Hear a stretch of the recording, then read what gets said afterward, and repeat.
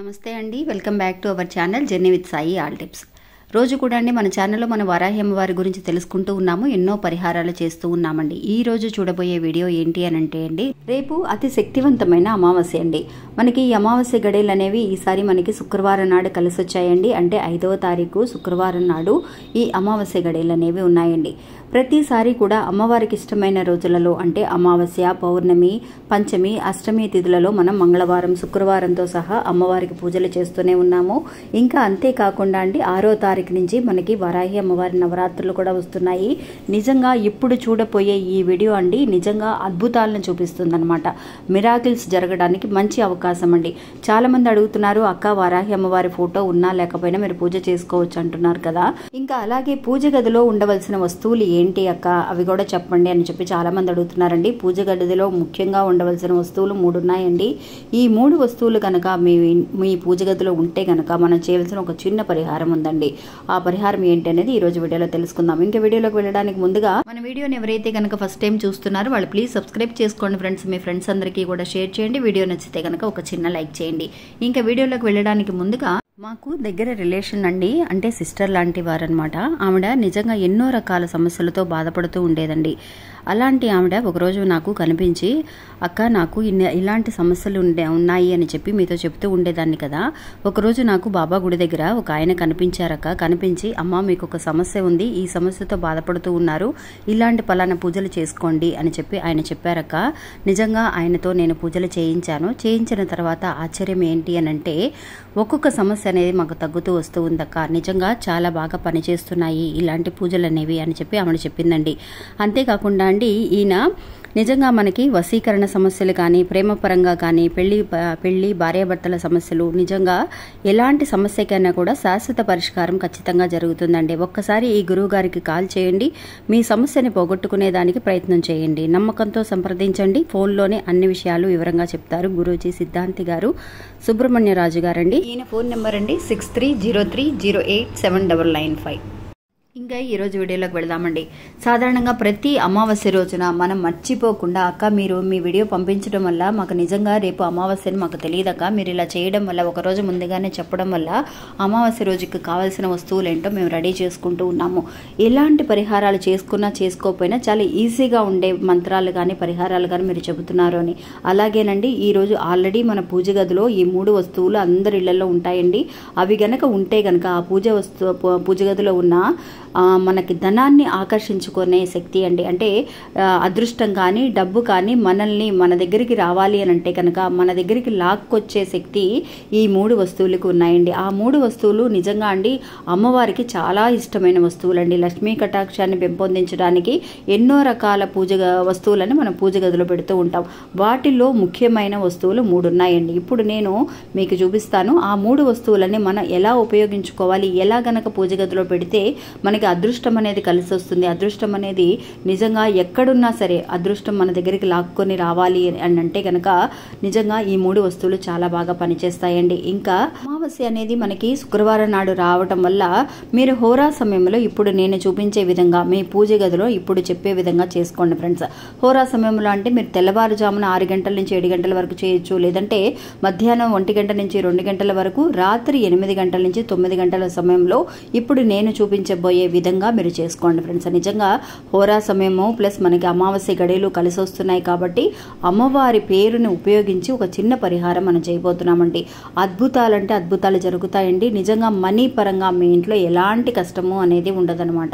ఇంకా అందుకు కావలసిన వస్తువులు ఏంటి అని అంటే, మన పూజ గదిలో ఉండవలసిన వస్తువులని నేను ఒక 6 వస్తువులని మీకు చూపిస్తానండి. ఈ 6 వస్తువులలో మీ ఇంట్లో ఈ 6 వస్తువులు ఉంటే ఇంకా మంచిదండి. ఇంట్లో అనే దానికంటే పూజ గదిలో కూడా ఎలా పెట్టాలి అనేది కూడా నేను చెప్తాను. ఈ 3 వస్తువులు ఒకటి ఏంటి అని అంటే కనుక, నేను ఇప్పుడు 6 వస్తువులను స్క్రీన్ మీద చూపిస్తున్నాను. ఇందులో ఏ 3 వస్తువులు ఉన్నా కూడా పర్వాలేదు. వాటిలో ముఖ్యమైనది ఏంటి అని అంటే వెట్టి వేరండి. వెట్టి వేరు అనేది మీ అందరికీ తెలుసు. నిజంగా ఈ వెట్టి వేరుతో కలిపి మనకి బాబా గారికి కూడా ఒక మాలగా చేసి నిజంగా బాబా గారి గుడిలో ఎన్నో రకాలుగా బాబాకు ఉపయోగిస్తూ ఉంటారండి. ఇంకా అలాంటిది లక్ష్మీ కటాక్షం పెంపొందించడం కోసం కూడా ఈ వెట్టి వేరును ఉపయోగిస్తూ ఉంటారు. అలాంటి వెట్టి వేరును ఒక 10 రూపాయలు పెట్టి వెట్టివేరు కొనుక్కోండి. ఆ తర్వాత ఒక 9 లవంగాలండి. లవంగాలు మన ఇంట్లో ఆల్రెడీ అందరిళ్లలో మన ఉంటాయి కాబట్టి మీరు కొత్తగా కొని తీసుకొచ్చి వాడినా సరే, లేదంటే ఆల్రెడీ ఇంట్లో ఉన్న లవంగాలైనా సరే మన పూజ గదిలోనే ఉంచుకోవాల్సిన విషయాలన్నమాట. ఒక 9 లవంగాలు ఈ పరిహారానికి అవసరం అండి. అంటే పూజ గదిలోనే ఉంచాల్సిన విషయాలు. ఇంకా వాటితో పాటు కొంచెం పచ్చకర్పూరం అన్నమాట. ఆ తర్వాత 9 యాలకలు. ఆ తర్వాత యాలకల గురించి మీ అందరికీ చెప్పాల్సిన అవసరం లేదండి. అందరికీ తెలిసిన విషయం, మహాలక్ష్మి కటాక్షాన్ని కోసం మన యాలకలు ఉపయోగిస్తాం. వాటితో పాటు ఇంకా శక్తివంతమైన వస్తువు ఏంటి అని అంటే వస కొమ్ము అండి. నిజంగా ఎలాంటి అదృష్టాన్నైనా సరే, డబ్బునైనా సరే వశం చేసుకునే శక్తి ఈ వస కొమ్మకు ఉందండి. అలాంటి వస కొమ్ము అనేది ఒక 9 వస కొమ్ములు కానీ, 9 అని అంటే మీరు ఒక 3 పెట్టుకోవచ్చు, లేదంటే 5 పెట్టుకోవచ్చు, 7 పెట్టుకోవచ్చు, 9 పెట్టుకోవచ్చు. అలాగా 9 వస కొమ్ములు. ఆ తర్వాత జవ్వాదు పౌడర్ అండి. ఈ 6 వస్తువులు. జవాదు పౌడర్ గురించి మీ అందరికీ ఇంతకుముందు కూడా చెప్పాను నేను. చాలామంది అక్క జవాదు పౌడర్ అంటే ఏంటి అని అంటున్నారు. అందువల్ల నేను ఆ పేరుతో సహా మీకు చూపిస్తున్నాను. మీరు ఆన్లైన్లో కూడా ఆర్డర్ చేసుకున్నా కూడా దొరుకుతుంది, లేదంటే మామూలు షాప్స్లోనే దొరుకుతుంది అనమాట. మీరు బయట షాప్స్లో వెళ్ళి ఒక్కసారి అడిగి చూడండి.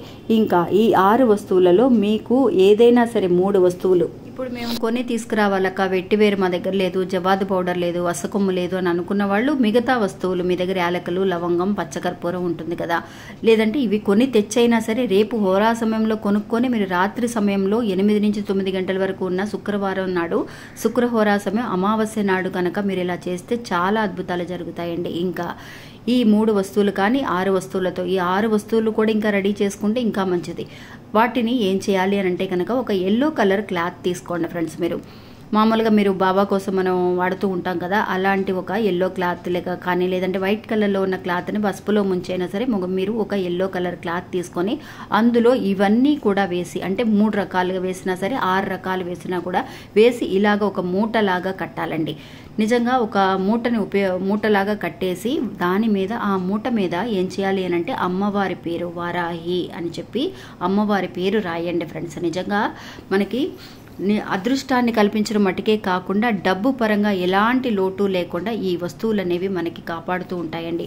చక్కగా మీ పూజ గదిలో పైన షెల్ఫ్ ఎక్కడైతే కనుక హైట్గా, పూజ గది ఎప్పుడు కూడా హైట్గా ఉంచుకోండి ఫ్రెండ్స్. హైట్గా ఉన్నప్పుడు అక్కడ ఆ పూజ గదిలో ఈ మూటని మీ పూజ గదిలో పెట్టండి ఫ్రెండ్స్. నిజంగా డబ్బు ఎక్కడున్నా సరే, డబ్బు కానీ అదృష్టం కానీ చక్కగా మీ దగ్గరికి లాక్కొస్తుందండి ఈ వస్తువులు అన్నమాట.